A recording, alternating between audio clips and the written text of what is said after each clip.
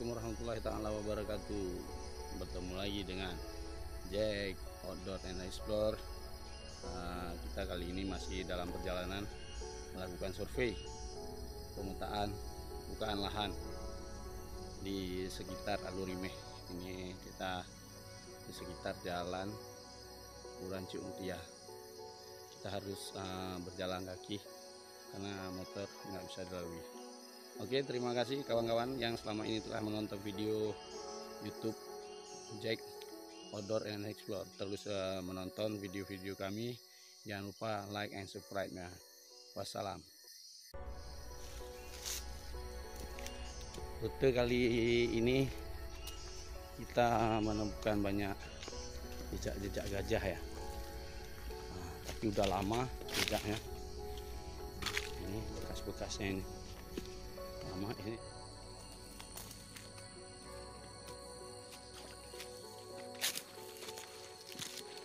Ini jejak dari gajah liar.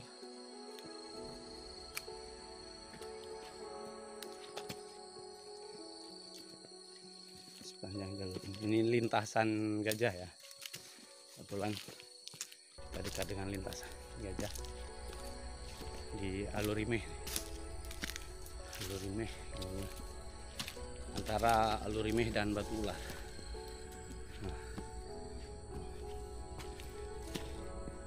Ini bekas jejak ya. Nah, kalau saya masukkan sepatu full dengan besar.